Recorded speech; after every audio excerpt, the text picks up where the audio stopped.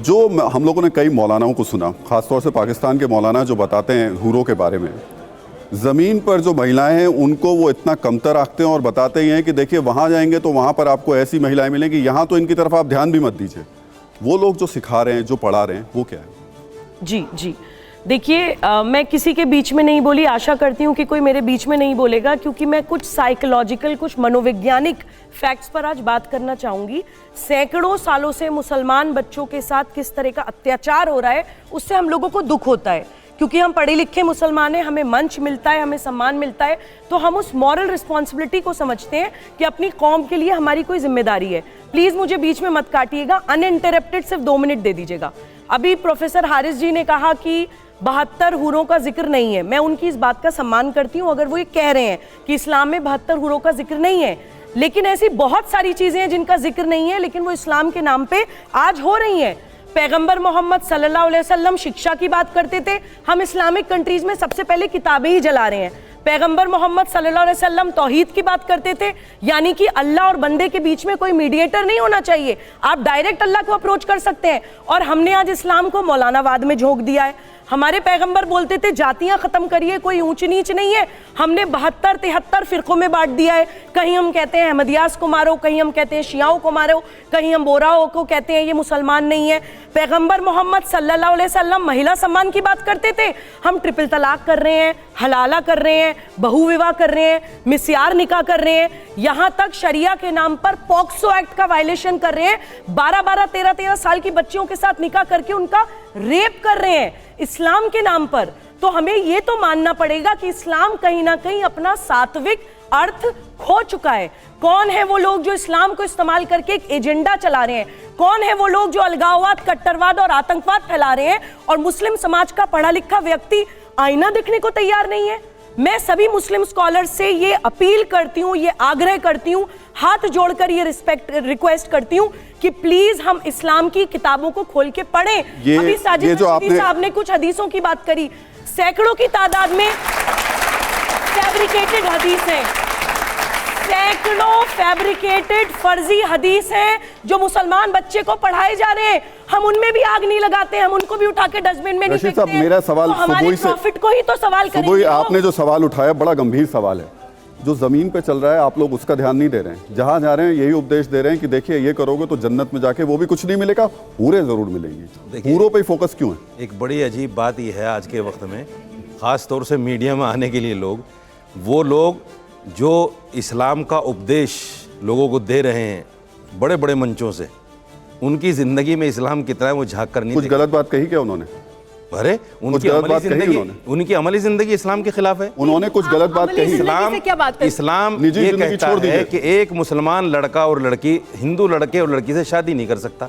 आप व्यक्तिगत हो तो अब आप नहीं, ये आस्था है, ये मुकम्मल इस्लाम है, व्यक्तिगत नहीं है, ये आस्था है।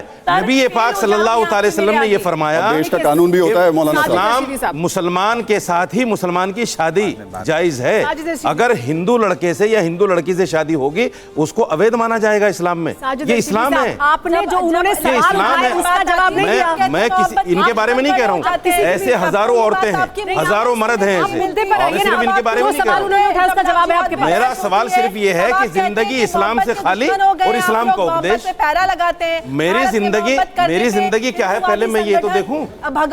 इस्लाम को मैंने जो सवाल आपसे पूछा, इस्लाम को मान रशीदी साहब, जो सवाल मैंने आपसे पूछा, रशीदी साहब सवाल मेरा सुन लीजिए। जो मैंने आपसे पूछा वो सिर्फ इतना था कि आखिर जब आप उपदेश, आप उसका जवाब दे दीजिए। अंबर सिर्फ इतना यार, बीच में नहीं बुरी बात, अंबर एक बुरी बात, जब नंबर आता है जब तो कुछ कह नहीं पाते। अच्छा सुनिए, अब मुझे सिर्फ ये बता दीजिए कि आखिर ऐसा क्यों होता है कि जब आप उपदेश देने जाते हैं तो बात जन्नत की होती है और बात सिर्फ हूरों की? जन्नत में और भी तो बहुत कुछ मिलेगा ना। देखिए, मैंने ये हूरों की बात क्यों की जाती है? मैंने कंडम किया उसको कि जो लोग जिहाद के नाम पर जन्नत का ख्वाब, जिहाद के नाम पे नहीं, आप वैसे भी तो कहते हैं ना, बिना जिहाद के भी आप कहते हैं कि करो तो जरूर हूरें ही मिलेंगी वहां जाकर के। देखिए, जब हम आस्था को बयान करते हैं ना मुसलमानों में, वाज करते हैं, तकरीर करते हैं जुमों के अंदर, ईद के अंदर, तो हम इस्लाम के कॉन्सेप्ट को, इस्लाम की बातों को लोगों के सामने रखेंगे। क्यों नहीं रखेंगे? और ये मेरा हूरे- संवैधानिक अधिकार और है, ये हूरे सिर्फ आदमी के लिए होंगे। ये मेरा संवैधानिक ये भी अधिकार है। है, कुछ बोलना ये भी चाहती हूँ। कॉन्सेप्ट जन्नत में सिर्फ हूरे हैं मतलब, ये मेरा संवैधानिक अधिकार जन्नत में है सिर्फ हूरे हैं मतलब। सर। सिर्फ नहीं आप है। सिर्फ एक मैंने ही क्या लोगों कहा? को लालच दिखाएंगे कि मैंने देखिए आपसे वहां ये जाओगे कहा- तो हूरे मिलेंगे। मैंने आपसे ये कहा कि जन्नत में जब मुसलमान जाएगा, जो मांगेगा वो मिलेगा, जो इच्छा होगी वो मिलेगा।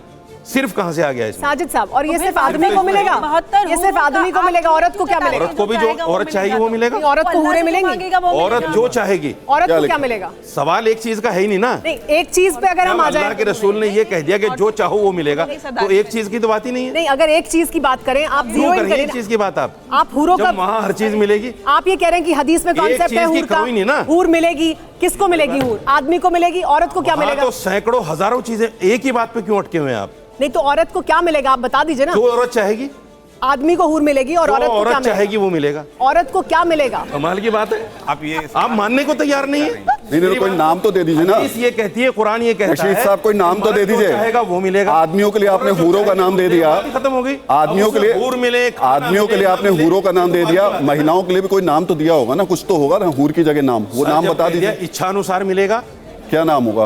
जो भी इच्छा करेगी, हूर की जगह कोई नाम तो रखा होगा ना आपने उसका। जो भी इच्छा करेगी। चलिए एक बात मतलब मुझे लगता आदमी है, चलिएगा इच्छा क्या करेगा मतलब है? हूर के लिए। भाई जो इच्छा करेगी वो मिलेगा। चलिएगा क्या आइए मतलब हुआ? साजिद साहब आइए, आपको एक डिबेट ऐसी दिखा देते हैं, बहुत दिलचस्प डिबेट हुई थी इसी को लेकर के, और यही पूछा गया था कि महिलाओं को तो हूर मिल जाएगी, पुरुषों को हूर मिल जाएगी, महिलाओं को क्या मिलेगा? आइए दिखा देते हैं। रशीदी साहब आइए, आ गया बताइए। बस यही रहिएगा। जी बिल्कुल। आइए लेकिन रशीद, इधर आ जाइए। 72 हूरों वाली बात नहीं बताई कि वो 72 हूरों का जो बताया गया है मर्दों के लिए वो क्या है? क्या वो अय्याशी नहीं है? वहाँ पे और तो कुछ नहीं बताया कि ना शॉपिंग मॉल है ना लाइब्रेरी है। औरतों के लिए क्या है? फॉर एग्जाम्पल मैं बहुत अच्छे काम करती हूँ, सारे इस्लाम के रूल फॉलो करती हूँ, मैं जन्नत में जाऊंगी, मुझे वहाँ क्या मिलेगा? आप जन्नत में उन 72 हूरों की सरदार होंगी, और वो शोहर आपके बड़ा एजाज क्या हो सकता है? वही शोहर आपके तो ये सरदार होंगे। नहीं, इससे बड़ा एजाज क्या हो सकता है? आपके शोहर भी इससे काम करते होंगे। अगर दोनों आप आदमी सुन लीजिए, अभी सुन लीजिए, नहीं, तो सुन तो जाहिर लीजिए, बात पूरा है, सुन लीजिए। आप उन मैंने तो हूरों दिया की हुआ है, सरदार मुझे रहेंगे। क्या सुना और रहे हैं आप? देखिए, नहीं, बाकी वो लोग तो सुन अय्याशी लें। नहीं है, अरे ये मैंने चीज़ इंटरव्यू दिया हुआ, मुझे क्या सुना रहे हैं ये आप? फिर वही बात मेरा तो आती है, एक जैसे लफ्ज़ मैंने याद है। जवाब सुन लीजिए, दिया सुन लीजिए। कि ये दुनिया के अंदर उन अच्छे अमाल की जजा है, उन अच्छे अमाल का सब, वहाँ अय्याशी का तस्वुर भी नहीं कर सकता आदमी। Yes. मौलाना साहब, मर्दों के लिए 72 हूरें और औरतों के लिए वही वाला शौहर जो यहाँ पर है, ये तो बड़ी गलत बात है।